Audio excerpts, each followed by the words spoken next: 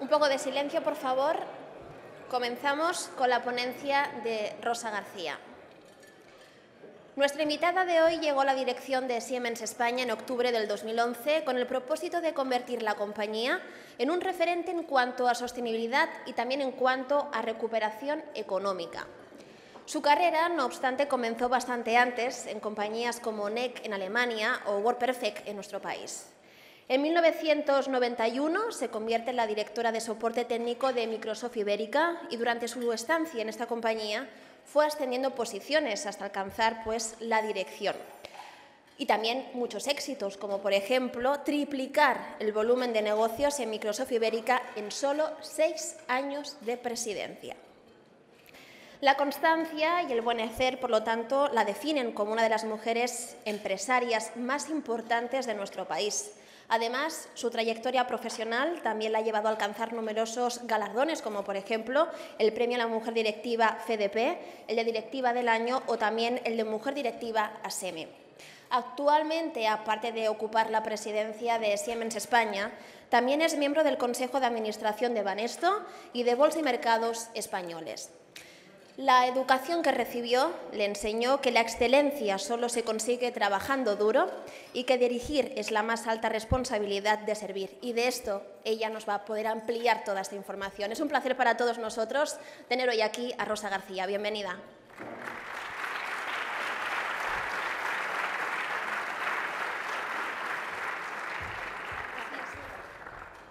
Pues muy bien, muchísimas gracias a todos y muchísimas gracias al Ayuntamiento de Cornellá y a estas charlas Cornellá Creación para haberme invitado a compartir unos minutos cortos. Yo creo que si lo hacemos bien, como muchísimo 30 minutitos de charla, que espero que les pueda ayudar a ustedes a poner la mente en marcha y que luego tengamos debate y preguntas. Yo he preguntado eso de ¿preguntan mucho? Y me dicen, bueno, a veces sí, a veces no. Bueno, pues ustedes no se preocupen, de verdad que me encantaría que esto no fuera una conversación solo en una dirección, me encantaría escuchar de ustedes, o sea, que no hace falta también que sean preguntas, sino simplemente comentarios que hagan, no a mí, sino entre ustedes, ¿no? Porque en el fondo esto es lo que es, ¿no? Un grupo de empresarios que utilizan este tipo de eventos pues, para hacer networking y buscar oportunidades conjuntas en esta economía tan difícil. Y creo que nos utilizan a nosotros los ponentes como una buena excusa, ¿no? Para decir por qué dejan su oficina en un viernes y vienen precisamente a hacer algo que es, como les decía, súper importante, trabajar en networking y buscar oportunidades. Y yo pues podía hacer dos cosas, ¿no? La primera es amargarle la comida, que creo que la están teniendo y muy buena, muy agradable, hablándoles de este mundo tan triste y esta economía tan triste en la que nos encontramos y en la que llevamos sufriendo desde el año 2007. Y creo que necesitaríamos todos una buena pastilla para el estómago para que se nos quitaran los ácidos. O pensar en positivo y decir, vale, ya sabemos que hemos venido de un mundo con una economía de lo que yo llamo la economía del monopoly, donde en vez de pensar en aportar valor, pues lo que hacíamos era jugábamos con una serie de activos que nadie sabía para qué servían o qué iban a convertirse, pero que en papel cada día valían más hasta que un día dejaron de valer algo, ¿no? Y empezar a hablar de dos temas de los que hoy me gustaría reflexionar con ustedes, ¿no? Primero tiene que ver con la innovación y por qué es tan importante la innovación para nuestro país, para la economía del siglo XXI.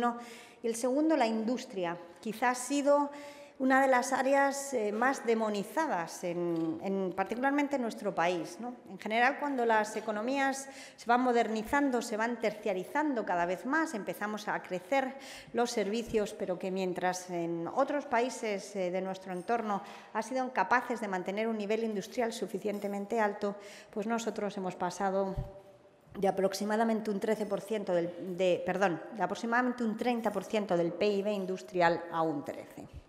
Y hablar de eso, de innovación y hablar de industria, no es otra cosa que hablar de calidad de vida, de riqueza, de desarrollo económico, porque, como les decía, es hablar de esa realidad o de esa economía real, ¿no?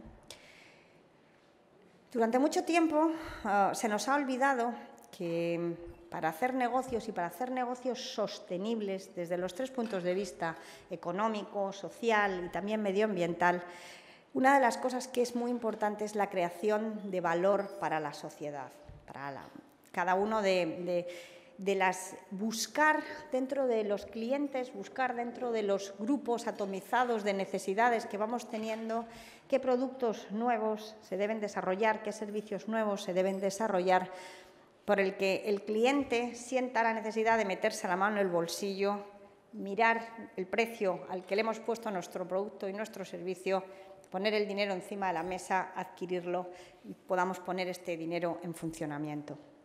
Y los países que realmente han apostado por la innovación y por la industria son aquellos que realmente están teniendo mucho más éxitos. Si miran ustedes la lista de los 10 países más competitivos, de acuerdo al World Economic Forum, pues se darán cuenta que 6 de ellos son los más industrializados y 3 de ellos son los que tienen más innovación, ¿no? Dentro de los innovadores, Suiza, Suecia, Singapur, Finlandia, Inglaterra y Holanda, y los 3 más industrializados, Estados Unidos, Alemania, Japón y UK. Y todos tienen ciertas cosas en común que nosotros no tenemos, es decir, creen realmente que de la crisis se sale a base de poner dinerito en investigación y desarrollo, y casi todos ellos tienen un porcentaje de inversión en innovación y desarrollo de cerca del 3%, mientras que en España, como saben, y decreciendo en estos momentos de crisis, no llegamos al 1,3%, ¿no? Y están pensando constantemente en cómo crear valor, ¿no? Cómo crear valor y también cómo coger este valor y exportarlo. Empiezan a pensar en un mundo absolutamente globalizado que va más allá de las puertas, ¿no? Vamos a ir dividiendo las cosas. Innovación. ¿Innovación por qué? Yo no sé si ustedes han hecho la reflexión, pero en el siglo XXI tenemos tecnología, una tecnología que se ha ido democratizando y que permite que cada uno de nuestros clientes sea capaz de comparar nuestros servicios o nuestros productos de una forma casi inmediata. Y esta tecnología que está permitiendo comparar nuestros productos nos obliga a algo, y es a dejar de ser mediocres. Aquel que no es el mejor en algo deja de ser una empresa que pueda ser sostenible. Y el mejor puede ser el mejor en muchas cosas, porque gracias a Dios, hoy me lo comentaba un periodista, ¿no? Decía, bueno, realmente en el mundo de los mejores está el número 1, el número 2 y el número 3. ¿Qué pasa? ¿Que solo va a haber 3 empresas? Y lo que yo le intentaba explicar es que, a diferencia de lo que nos estudiábamos en las escuelas de negocio o de las personas de mi edad, a nosotros nos decían que teníamos que analizar el mercado. Teníamos que ver la campana de las necesidades y nos dábamos cuenta que había una gran mayoría de personas que querían algo determinado. Y ese es el producto que teníamos que crear para aquel punto medio de la campana. Y que aquellas otras personas, yo siempre digo, los raritos, ¿no?, que estaban en las colas matemáticas de la campana, estos había que ignorarlos. Y había que ignorarlos en el siglo XX y en el siglo XIX porque no teníamos una forma de localizarles, hacerles marketing y venderles, de distribución. Era tan caro llegar a aquellos raros que cada vez era casi imposible, ¿no?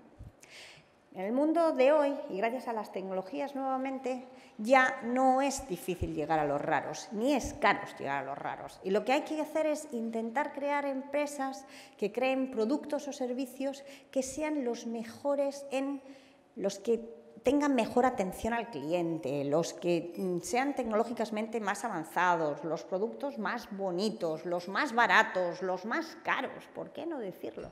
También diferentes tipos de forma, pero tremendamente diferenciándose, sobre todo pensando, como os decía, en un mundo tremendamente global, donde lo importante no es en qué país está, sino que para ese grupo de personas mi producto es el mejor, es el que más resuena.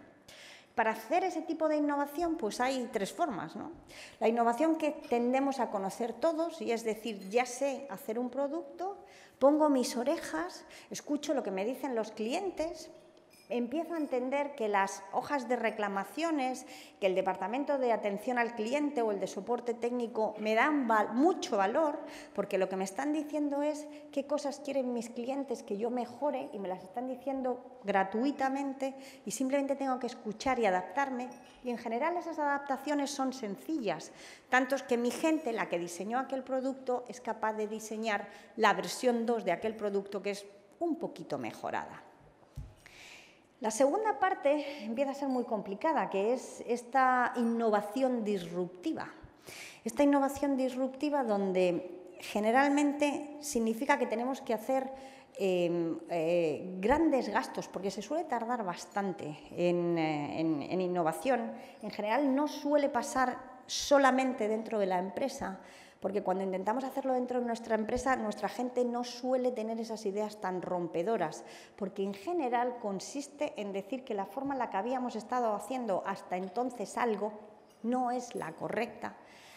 Y, como os decía, suelen ser empresas ya más grandes, en general nunca pueden ser menos de 200, 250 empleados, incluso estas ya tienen complicado esta filosofía de salir a innovar con otros. Suele ser trabajar con profesores universitarios que suelen no estar en un solo país, sino en varios, y que son los especialistas en lo que tú quieres avanzar, ¿no? Yo siempre pongo el ejemplo, por ejemplo, en las Siemens. Ahora mismo estamos pensando en cómo podemos hacer turbinas que sean todavía más eficaces. Y el principal problema que tenemos es un problema de materiales. ¿Cómo hacemos para que dentro de la turbina se pueda todavía girar más rápidamente sin producir tal cantidad de calor que quememos la turbina, ¿no? Pues para ello lo que hemos hecho es salir y contarle a todos los profesores que están trabajando en materiales cuál es nuestra problemática y pedirles que nos ayuden a trabajar juntos, ¿no? Bueno, esto es algo importante y ahora hablaremos un poco de cómo deberíamos, o en este momento vamos a pararlo, ¿no? ¿Qué problemas nos estamos encontrando en España para poder hacer este tipo de innovación, ¿no? La primera en general es la forma en la que estamos teniendo de forma muy separada la universidad y la empresa, ¿no? No existen ventanillas únicas. Yo no sé si ustedes lo encuentran fácil, pero en general no existe una ventanilla única donde poder llegar con nuestra propuesta, ¿no? Soy una fábrica de zapatos que quiero un material distinto de cuero o quiero... ¿Cómo encuentro yo a estos profesores, algunos de los cuales están en España, como os decía, otros muchos están en otros países del extranjero trabajando juntos, ¿no? Lo segundo tiene mucho que ver con esta filosofía de intentar pensar que tenemos que coger la innovación básica y buscarles un nexo de unión a la creación de riqueza. Esta innovación básica, en muchos de los casos, y en España es uno de ellos, somos uno de los grandes productores de papers, realmente muy alto en porcentaje a nuestro Producto Interior Bruto, realmente tenemos científicos muy buenos. Sin embargo, como país, patentamos muy poco. El año pasado pues, hubo en España aproximadamente un tercio de las patentes que llegó a hacer Siemens en un año, es decir, una empresa patenta 3 veces más que un país entero, ¿no? Y eso es importante porque si no somos capaces de crear ese link entre la investigación básica y las empresas, no vamos a ser capaces de crear un círculo virtuoso muy importante, que es la investigación básica y la empresa trabajan juntos.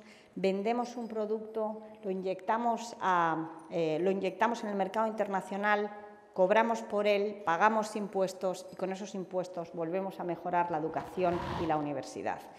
Cuando la relación, en ese círculo, la relación entre universidad y empresa se rompe, tenemos un problema, ¿no?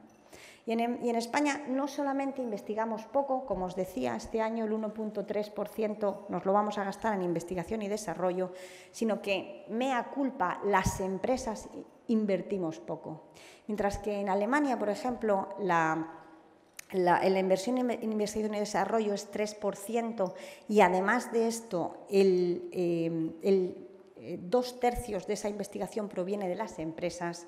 En el caso español, ni el 40% del total de la investigación española proviene de la empresa. Así que ahí nos encontramos. Pero muchos de vosotros trabajáis en una pyme y, como os decía, os encontráis con que os es difícil innovar. Quizá ni tan siquiera estáis pensando en innovar ni con la I pequeña de evolución ni con la I grande de investigación rupturista, ¿no? Y a pesar de todo, creo que si hay algo que me gustaría poneros ahí en la oreja o en la parte detrás del cerebro esta tarde, antes de que salgáis de aquí, es la importancia de seguir innovando. ¿Qué podéis hacer con esa I chiquitita, que por cierto es gratis en muchos casos, porque consiste en pensar, en darle vueltas, ¿no?, para que vuestro negocio se diferencie del vecino, ¿no? ¿Qué podéis hacer para que la atención que le dais a los clientes sea distinto? ¿Qué podéis hacer para descubrir mercados de forma distinta? ¿Qué podéis hacer para ser más rápidos, para acercaros al mercado? ¿Qué podéis hacer para atender mejor a necesidades diversas? ¿Qué has cambiado? ¿En qué ha cambiado tu empresa en el último año? ¿Y qué has hecho? Como os decía, a veces ya no estamos hablando solamente de producto, ya estamos hablando incluso de proceso. Y aquí, pues en Cataluña, en España, se están viendo grandes de esas innovaciones. Es decir, dentro de las empresas constructoras, de las 10 mayores, 5 son españolas. Y no es que tengan una innovación mayor, es que la forma en la que han creado sus procesos pues se diferencia tremendamente y las hace mucho más efectivas comparadas con otras constructoras mundiales, ¿no? Tenemos Zara o tenemos Mango aquí en Cataluña, donde se ha innovado con los precios, con el diseño, cómo hacemos para pasar de la producción al producto en la tienda y del producto en la tienda al producto en nuestras manos realmente, y cómo hemos creado esa sensación de que si no lo compro hoy, en una semana ya no estará. Habrá otras cosas igualmente atractivas, pero esta que en este momento estoy tan encantada ya no la tendremos, ¿no? Conocemos bancos y es verdad que en España ha habido algún problema bancario, pero también tenemos tremendos bancos que son los números unos mundiales, en muchos casos a base de cómo han sido capaces de manejar sus riesgos y también de cómo han sido capaces de manejar su tecnología. Entonces, insisto, recuerden que en este siglo XXI, nos guste o no nos guste, la palabra innovación no es para otros. Y si ustedes en este último año no han hecho nada para mejorar su empresa y hacerla la mejor en algo, posiblemente estén poniéndola en riesgo, ¿no? Ahora quiero hablar de otra, como os decía, como de otra de las zonas denostadas, que es la industria, ¿no? Y la industria, bueno, ha gustado poco, porque como os decía, la recordamos como un ente, os la imagináis, ¿no? Un edificio viejo, una torre echando humos y contaminando, y un montón de empleados sudando, maltratados. La industria del 19, sinceramente, señores, la industria del 19, ¿no? La industria del siglo XX, pues la verdad es que es muy distinta. Por ejemplo, esto voy a leer, y mirad que no estoy leyendo casi nada, pero ¿saben ustedes de los puestos fijos en la industria? El 85% de estos puestos son fijos, comparado con el sector de servicios un 50% o el sector primario un 40%. Cuando hablamos de destrucción de empleo, los empleos industriales se han destruido muchísimo menos que los empleos, por ejemplo, en el sector servicios o la construcción. Los empleados que trabajan en la industria son los que más valor crean en este país. Es decir, por cada empleado en la industria generamos 65.000 euros de PIB. Mientras que, por ejemplo, en el sector primario solo generamos 30.000 o en servicios solo generamos el 50.000. Si vamos más allá, existe una unión clara entre la industria y la innovación. A pesar de que en España la industria solo representa entre el 13 y el 15%, depende de qué metamos y si metamos las empresas energéticas o no, en esta cuenta, el 45% de la investigación y el desarrollo que se hace en España lo están haciendo las empresas industriales. 13% de PIB, 45% de investigación en I+D. Y sobre todo piensen que es realmente una de las áreas que necesitamos para salir de esta crisis económica en la que nos encontramos. Tendremos que hacer, y está claro, una producción de productos de valor añadido, porque si no, definitivamente no podemos seguir eternamente jugando a tener los salarios más baratos, porque estamos en la Unión Europea, porque no podemos devaluar la moneda, porque no podemos hacer absolutamente nada. Así que tendremos que trabajar muchísimo para crear una importante unión entre la dirección de las empresas y nuestros empleados, transmitirles los riesgos y las oportunidades y hacerles sentir que tienen un proyecto conjunto, ¿no? En España, por ejemplo, yo como responsable de una empresa industrial a veces se me pregunta, ¿no?, ¿qué problemas hay? Bueno, pues problemas industriales tenemos muchos, ¿no? Tenemos, para empezar, por ejemplo, un problema en el que nos es difícil encontrar personas que quieran trabajar en la industria o que estén formadas para ellos. En España, comparado, por ejemplo, con Alemania, el porcentaje de universitarios es muchísimo más alto. Y, sin embargo, tenemos un porcentaje bastante más bajo de personas que han hecho la formación profesional, ¿no? Y nosotros, Siemens, desde hace muchos años, pues lleva preguntándole o proponiéndole al Gobierno, y en este momento creo que se nos está escuchando, el que deberíamos empezar a tener una formación profesional que esté muy cercana a las empresas, ¿no? Y es lo que llamamos la formación dual. Una formación donde el alumno pasa aproximadamente el 25% de su tiempo en clase, el 75% en una empresa, ejecutando exactamente cosas que está aprendiendo de forma teórica, y dentro de la empresa no es un aprendiz o no es un becario que hace lo primero que se le ocurre a aquel que le está en ese momento dirigiendo. Tiene sus profesores, tiene su contenido curricular, tiene sus exámenes que son prácticos, teóricos, escritos, hablados, pero también tiene sobre todo un baño de realidad, un baño de entender cómo se hacen las cosas, cómo se trabaja una empresa, cómo se trabaja de forma colaborativa. Y la empresa, porque cuesta muchísimo montar esto de la formación dual, también tengo que decirlo, no es una cosa gratuita, porque como les decía, esto no es el becario, el y veme a por esto y veme a por lo otro y hazme fotocopias, sino formación muy reglada, pero dentro de la empresa.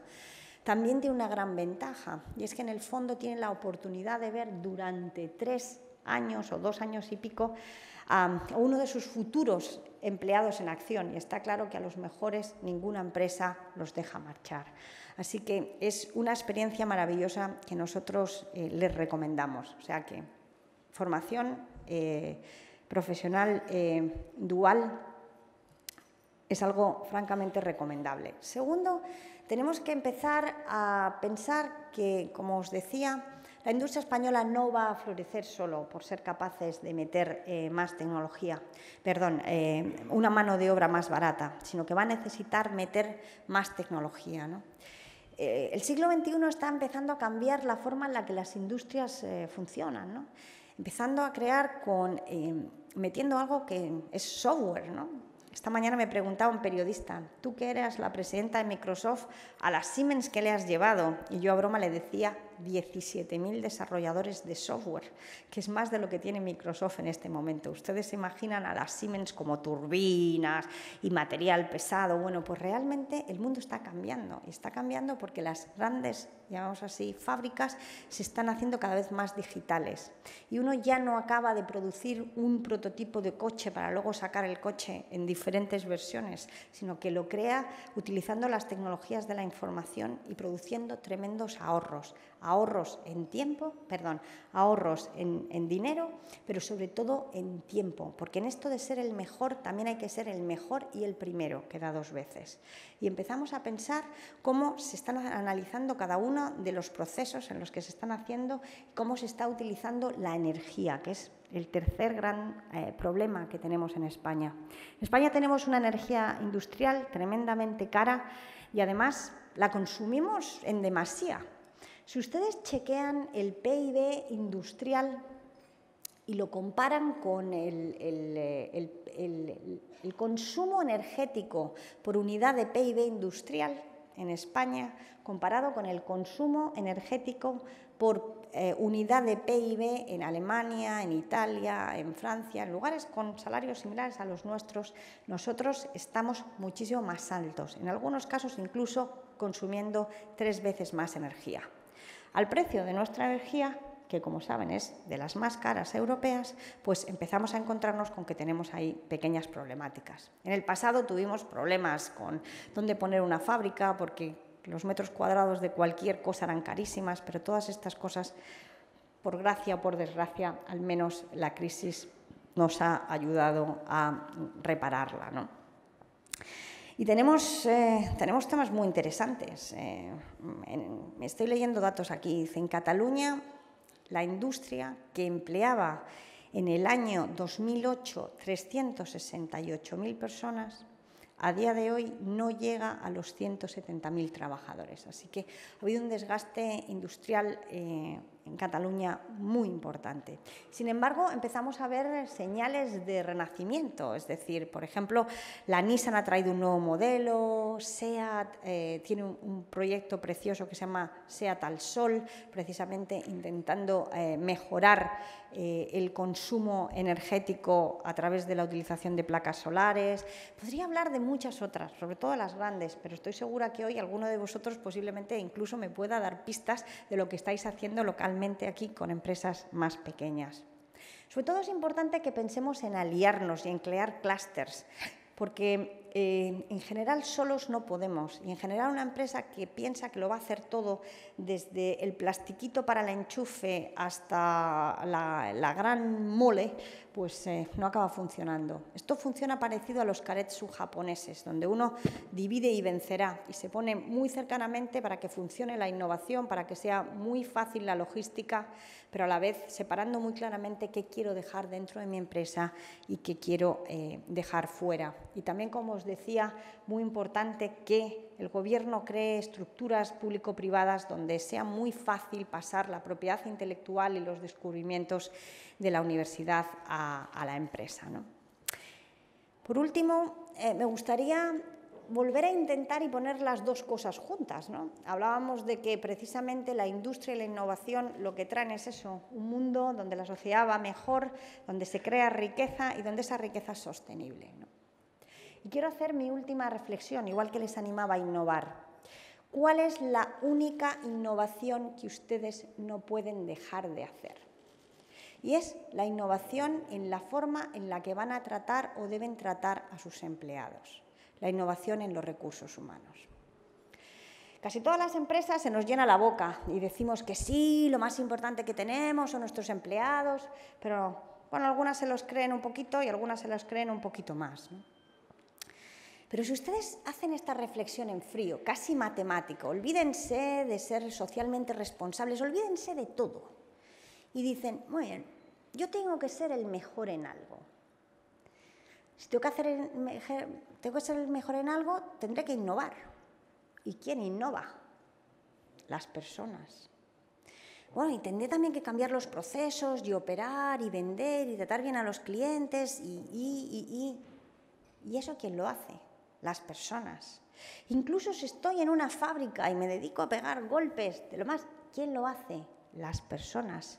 Tendré que tener personas que no tengan absentismo, que estén convencidos de mi proyecto empresarial, que cree un entorno donde la innovación pueda ebullir, porque no me tienen miedo, porque saben que la verdad es bienvenida, porque el sentido de emprendedurismo interno se practica, porque se trabaja, como os decía, en equipos multiculturales, en equipos donde la diversidad es importante, nuevamente igual, no porque haya que proteger a las mujeres o a los hombres o a los negros, simplemente porque el mundo y el grupo de clientes que voy a tener es muy diverso. Y si quiero entenderlo y quiero tener éxito y quiero ser el mejor para ese grupo diverso de clientes, tendré que tener dentro de mi propia empresa esto, ¿no?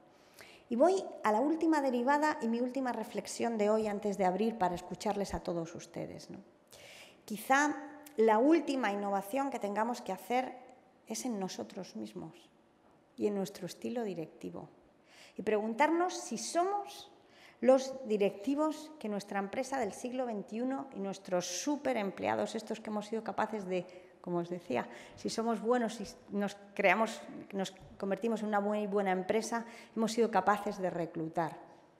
Si tenemos el carácter, la autocrítica, la contención emocional, si seguimos trabajando y leyendo como el primer día para seguir siendo también los mejores presidentes de nuestra compañía, los mejores CEOs, los mejores directores de comunicaciones, de recursos humanos, de fábrica, de cada uno de lo que queramos ser.